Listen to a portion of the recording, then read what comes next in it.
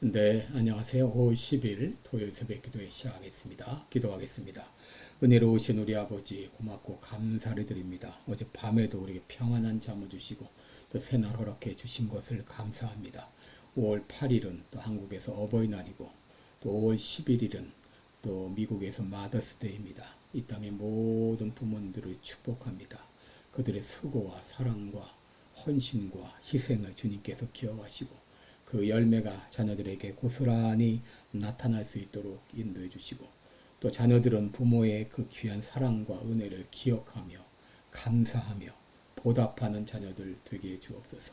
세계 만방에서 복음을 전하는 모든 선교사님들 오늘도 성령 충만케 하여 주옵시고 연약한 성도들, 중병에 있는 성도들 긍휼을 베풀어 주옵시고 주의 능력의 손으로 치유하여 주시사 깨끗이 나음을 얻게 하여 주시옵소서. 아버지, 또 한국의 상황이 심히 위중한 가운데 있사오니 긍휼을 베풀어 주시고 주님이여 아버지여 악한 세력이 불의의 세력이 정권을 잡지 못하도록 막아 주옵소서. 시카고 필라델피아 교회에 성령 충만한 은혜를 부어 주옵소서. 날마다 부흥하는 역사가 일어나게 하여 주옵소서. 또 오늘도 하루를 주님 앞에 의탁합니다. 가고 오는 모든 길을 지켜주옵시고 나의 말과 생각과 행동을 통하여 주님 앞에 영광 돌리게 하여 주옵소서. 감사드리며 예수님의 이름으로 기도드립니다. 아멘. 네, 찬송가 338장입니다. 4주를 가까이 하게 하면 예전 찬송가는 364장입니다. 338장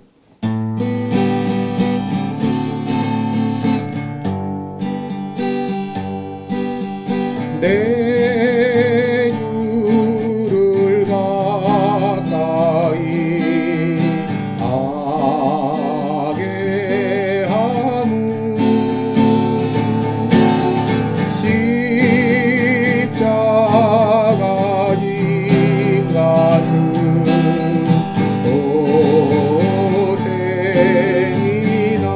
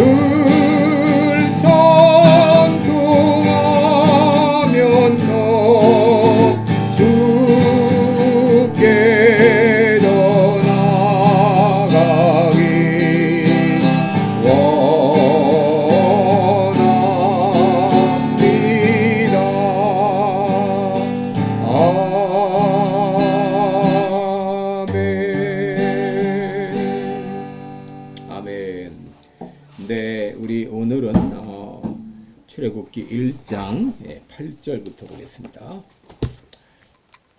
출애굽기 1장 8절로 22절까지 제가 봉독해 드립니다. 출애굽기 1장 8절로 22절 제가 봉독합니다. 요셉을 알지 못하는 새 왕이 일어나서 애굽을 다스리더니 그가 그 신민에게 이르되 이 백성 이스라엘 자손이 우리보다 많고 강하도다. 자, 우리가 그들에게 대하여 지혜롭게 하자. 두렵건대 그들이 더 많게 되면 전쟁이 일어날 때에 우리 대적과 합하여 우리와 싸우고 이 땅에서 갈까하노라 하고 감독들을 그들 위에 세우고 그들에게 무거운 짐을 지어 괴롭게 하여 그들로 바로를 위하여 국고성 비돔과 람셋을 건축하게 하니라. 그러나 학대를 받을수록 더 번식하고 창성하니 애굽 사람이 이스라엘 자손을 인하여 근심하여 이스라엘 자손의 역사를 엄하게 하여 고역으로 그들의 생활을 괴롭게 하니 곧 흙 이기기와 벽돌 굽기와 농사 여러 가지 일이라. 그 시키는 역사가 다 엄하였더라. 애굽 왕이 히브리 산파 십부라라는 자와 부하라는 자에게 일러 가로되 너니 히브리 여인을 위하여 조산할 때 살펴서 남자여든 죽이고 여자여든 그를 살게 두라. 그러나 산파들이 하나님을 두려워하여 애굽 왕의 명을 어기고 남자를 살린지라. 애굽 왕이 산파를 불러서 그들에게 이르되 너희가 어찌 이같이 하여 남자를 살렸느냐. 산파가 바로에게 대답하였다 하되 히브리 여인은 애굽 여인과 같지 아니하여 건장하여 산파가 그들에게 이르기 전에 해산하였더이다 하며 하나님이 그 산파들에게 은혜를 베푸시니라. 백성은 생육이 번성하고 심히 강대하며 산파는 여 하나님을 경외하였으므로 하나님이 그들의 집을 왕성케 하신지라. 그러므로 바로가 그 모든 신민에게 명하여 가로되 남자가 나거든 너희는 그를 하수에 던지고 여자애든 살리라 하였더라. 아멘.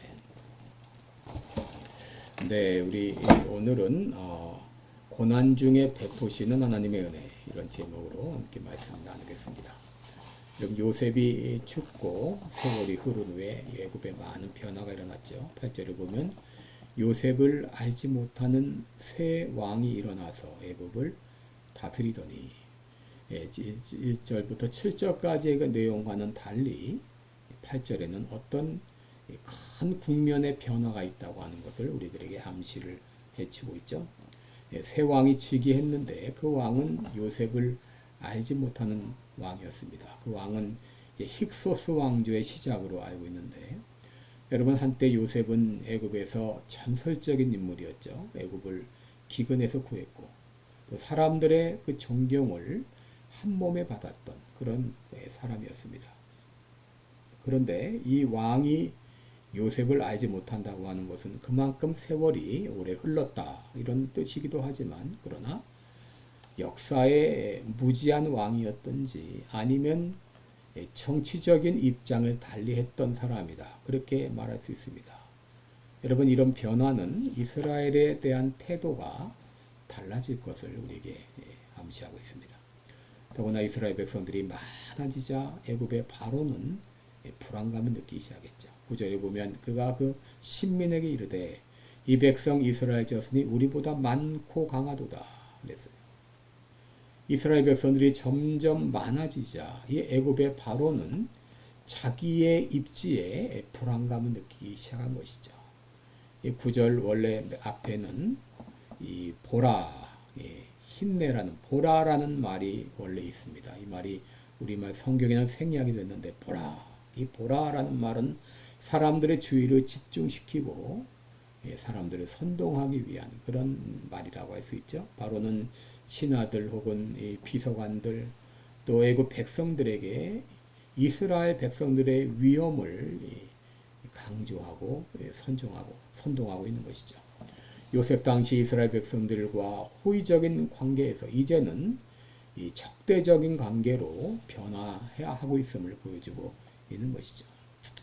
여러분, 이스라엘 백성들은 400년 전 기근 때에 애굽에 정착해서 이제 지금은 그 수가 수백만에 이를 정도로 증가했습니다. 이런 이스라엘 백성들의 급속한 증가는 바로에게 두려움의 원인이 되었습니다. 더구나 이스라엘 사람들은 애굽 사람들과 동화되지 않는 독특한 문화적, 종교적 특징들을 가지고 있었기 때문에 어쩌면 더 두려움의 대상이었을 것입니다. 10절에서 바로는 말합니다. 그들이 더 많게 되면 전쟁이 일어날 때에 우리 대적과 합하여 싸우고 이 땅에서 갈까 하노라.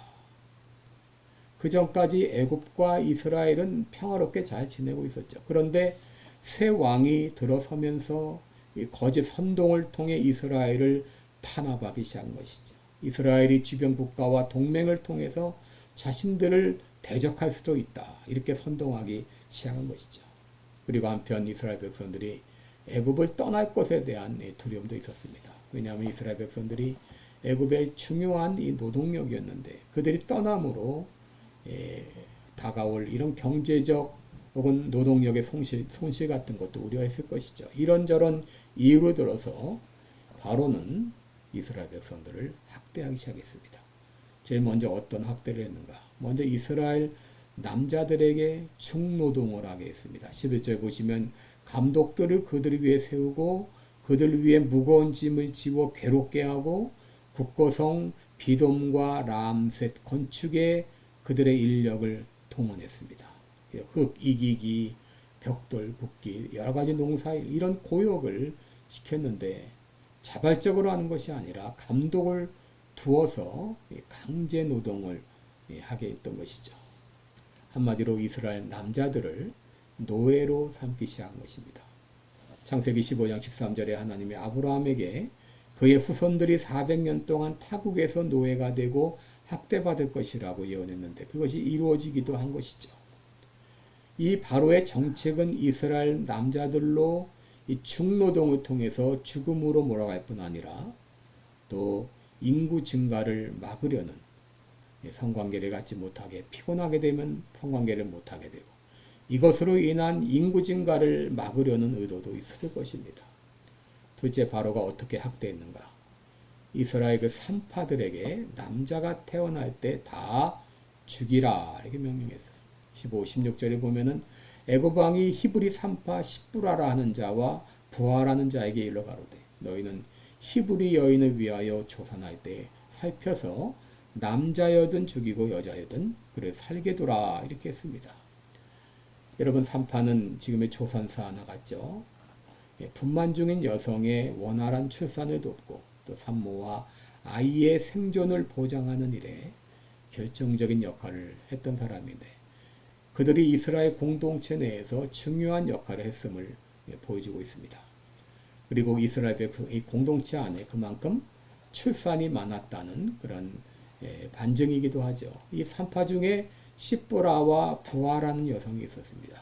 십보라는 그 이름의 뜻이 아름다움, 또 밝음 그런 의미가 있고 부하는 화려함, 향기로움 그런 의미가 있는데 이 십보라와 부하라는 이 산파는 어쩌면 히브리 유대인 이스라엘 중에서 대표적인 산파였을 수도 있고 아니면 여러 산파 중에 그들의 이름을 언급한 것일 수도 있는데 바로 당시 이스라엘 산파들의 이 용기와 믿음을 강조하기 위해서 그들의 이름을 언급하고 있는데 이것은 평범한 사람들을 통해 하나님의 뜻을 이루어 가심을 보여주고 있습니다.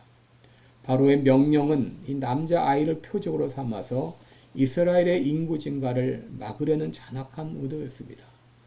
이렇게 태어날 때 남자아이가 태어나면 너희는 그것을 돕지 말고 적당히 버려두라. 이런 식으로 남자아이를 죽게 하도록 그렇게 명령했지만 산파들이 이것을 거절했습니다. 그러자 이 바로는 더 가혹한 명령을 했죠. 그것은 남자아이가 태어나면 이제는 무조건 하수에 던지라. 하수는 여기 나일강을 말하면 나일강에 그 아이를 던져버리라는 말이에요. 22절에 보면 그러므로 바로가 그 모든 신민에게 명하여 가로되 남자가 나거든 너희는 그를 하수에 던지고 여자애들 살리라 그랬습니다. 아마 그때 무수한 남자아이들이 강물에 버려졌을 것입니다. 그리고 이 강가는 그야말로 눈물의 강가가 되었을 것입니다. 여러분 오늘 본문을 통해서 우리가 두 가지 교훈을 생각해 보겠습니다. 첫째로 지도자 한 사람이 얼마나 중요한가 하는 것입니다.